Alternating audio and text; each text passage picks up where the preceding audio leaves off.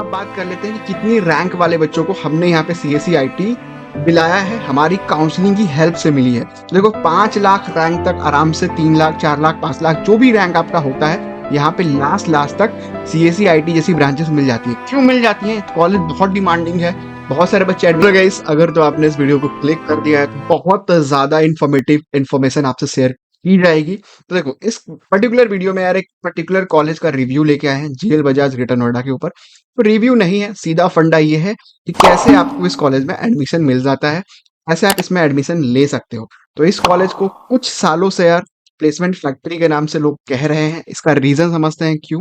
पहले प्लेसमेंट ही देख लेते हैं इस कॉलेज का। तो देखो ऊपर से नीचे तक देखोगे तो यार 48 lakh 50 lakh 58 lakh highest placement Amazon, ठीक है, ऑटोडेस्क, एक्सपीडिया ग्रुप 36 लाख, इन्फोमार्केट, जी स्कैलर 23 लाख, टेक्योन 22 लाख, जसी पे 21 लाख। भैया बहुत बढ़िया प्लेसमेंट देखने को मिल रहा है। इतनी तो एनआईटीज ट्रिपल आईटीज की नहीं जा रही है।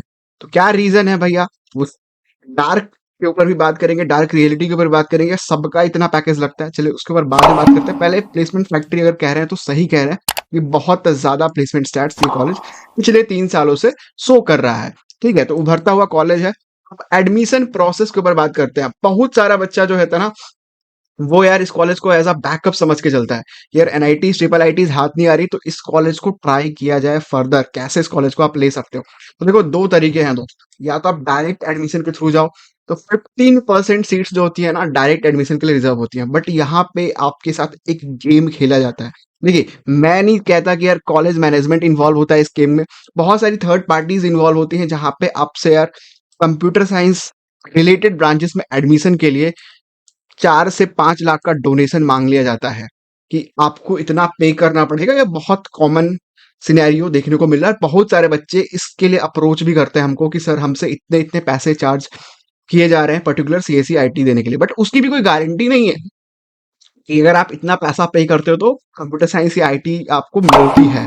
ठीक है, there is lot of scam there. ठीक है, उस चीज के ऊपर बहुत सारा स्कैम खेला जाता है। तो दूसरा तरीका अपना है काउंसलिंग का। थ्रू काउंसलिंग आप इस कॉलेज को ले सकते हो। देखो 15% सीटें गई, 85% सीटें बची, वो होती हैं भैया काउंसलिंग के लिए। तो काउंसलिंग क्या है, किस चिड़िया का नाम है और कैसे होता है, उसके ऊपर टेंशन मत लो। मैं बैठा हूँ 7 सालों से काउंसलिंग कर रहा हूँ, लोगों की हेल्प कर रहा हूँ। बहुत सारे बच्चे यार अपने जीएल बजाज में है, बहुत सारे बच्चे ऐसे भी हैं जो हमारी काउंसलिंग से पूरा कॉलेज पास आउट हो चुके हैं। ठीक है, बहुत सारे बच्चे पढ़ रहे हैं। तो देखो जीएल बजाज यार ये कोर्सेस रिसेंटली ऑफर कर रहा है जिसमें बहुत सारे कंप्यूटर साइंस के ऑप्शंस आपको दिखेंगे, और इसमें 1000 से 1200 सीटें हैं कंप्यूटर साइंस की। ठीक है, 1200 प्लस हैं, और इतनी सीट्स हैं। ठीक है, ग्रेटर नोएडा के ऊपर पर्टिकुलर हम लोग बात कर रहे हैं। इसका एक और कैंपस है मथुरा के ऊपर, तो उसके ऊपर कभी और बात कर रहे होंगे। हम यहाँ पे ग्रेटर नोएडा के ऊपर ही बात कर रहे हैं। तो 1200 सीट्स यहाँ पे इनके पास है, तो कंफ्यूजन की कोई बात नहीं है। अब देखो काउंसलिंग क्या है। तो अगर आपको इस कॉलेज में एडमिशन चाहिए, ठीक है, तो 85% सीट जो होती है ना इसकी वो रिजर्व होती है। तो पहले ये काउंसलिंग यूपीटीयू होता था। यूपीटीयू मतलब उत्तर प्रदेश अपनी स्टेट काउंसलिंग करवाता था जिसके थ्रू आपको ये कॉलेज मिलता था। बट अब इसका नाम चेंज कर दिया गया है अभी भी स्टेट काउंसलिंग, जिसका नाम यूपी टेक कर दिया था लास्ट ईयर, और इसे एकेटीयू की काउंसलिंग के नाम से भी जानते हैं। तो एकेटीयू यूपी टेक, इसमें एडमिशन के लिए आपको जेई मेंस की काउंसलिंग के थ्रू, जेई मेंस की रैंक की काउंसलिंग के थ्रू आपको इसमें एडमिशन मिलता है।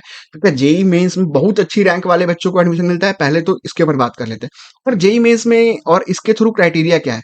तो अगर आपके बोर्ड्स में 45% से अबव है तो आप इसकी काउंसलिंग के लिए एलिजिबल हैं। तो अगर आपका कोई सा भी बोर्ड हो, सीबीएसई हो, आपका स्टेट बोर्ड हो, 45 से ऊपर अगर आपका है तो आप इसके लिए एलिजिबल हो, एडमिशन चाह रहे होते हैं।